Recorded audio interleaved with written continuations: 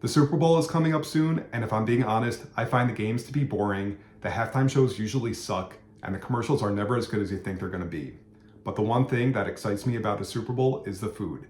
And I'm about to show you my secret trick for a super fast, easy, and affordable way to make a Super Bowl Sunday staple. Hello and welcome to Deliciously Awkward. If you've watched any of my other videos, you probably noticed that I try to be somewhat health conscious with how I eat, but I am not afraid to splurge on occasion. And the Super Bowl is a perfect occasion to splurge. I mean, so many great foods like pizza, nachos, wings, ribs. It seems everything is salty, greasy, meaty, cheesy, and messy. And if there's one thing that checks all those boxes, it's the Philly cheesesteak. Now, I live close enough to Philadelphia, so if I wanted to, I could drive down there and pick some up. But if you've heard about the places in Philly that sell the cheesesteaks, they're notorious for the staff being intentionally mean. Like if you don't order fast enough or you don't order in the right way, they'll like pick on you. And if you have severe social anxiety like me, that is not a good situation to be in. I mean, even ordering from someone who's nice, I kind of have trouble with. So that said, your alternatives are to get some from the pizza place. Like most pizza places and sub places sell cheesesteaks now, but you never know if it's going to be good or bad, and either way it's going to be grossly overpriced. So you could make them yourself at home, but even then you'll run into some challenges. A lot of recipes out there will tell you to buy a ribeye steak and use your meat slicer. Who has a meat slicer? Or they say if you don't have one, then you carefully use your knife and cut thin slices. But those of us who aren't professional chefs, we're not going to do that right. And then you just wasted all that money on a perfectly good ribeye steak. So other alternatives, in the meat department, sometimes they sell something called sandwich steak, which I made the mistake of buying those a couple times, and they're just really thick, and you cook them and they turn to rubber, and you don't use that for a cheesesteak.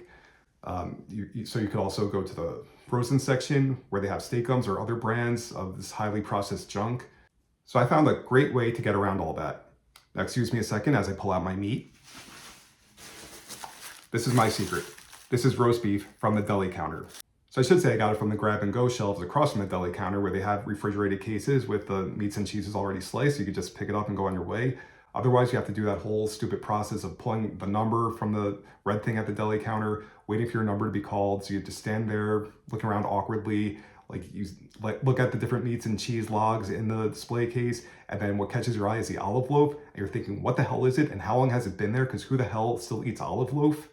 Then once they pick your number and it's your turn, then you have the whole conversation with the person, which again, severe social anxiety. And though nowhere near as scary as the guys at the cheesesteak places, the people at the deli counter are still a little intimidating. I don't know, something about that white coat.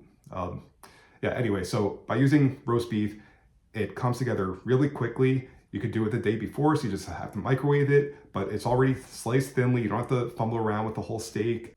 Anyway, so I came up with this a couple of years ago. Maybe other people have been doing this too, but again, super easy way to make a great cheesesteak. So in a minute, we'll go over to the stovetop and I'll show you how to make this. So Philly cheesesteaks, let's go make it awkward.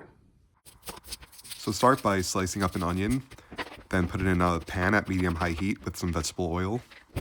Season with salt and pepper and cook until slightly browned. Then put the onions aside and throw your meat in the pan. This is about 1/3 of a pound, which was a lot, so figure about 1/4 to 1/3 of a pound per person. Season with salt and pepper and garlic powder. Then keep stirring until you break up the chunks, reseason as needed. And once heated through, pour it onto a provolone lined roll and top with your onions. So here it is, my perfect little cheesesteak. And I know I sped it up, but it really did not take long at all to come together. The longest part is waiting for the onions to cook, but after that, the roast beef cooks within like 2 or 3 minutes, comes out perfect. I don't know about you, I like my cheesesteaks with ketchup, a lot of ketchup. A lot of ketchup.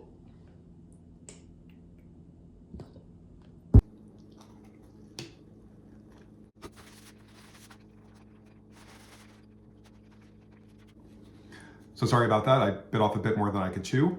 That was quite the mouthful, but it was amazing. Like I said before, salty, meaty, cheesy, greasy, messy. Hits all the right notes for Super Bowl food. Whichever team wins, who cares? If you make this cheesesteak, you're gonna be the winner. I know that's corny. Anyway, yeah, so that's it. If you like what you see, make sure to like and subscribe. Remember to embrace the awkward, and I will see you next time.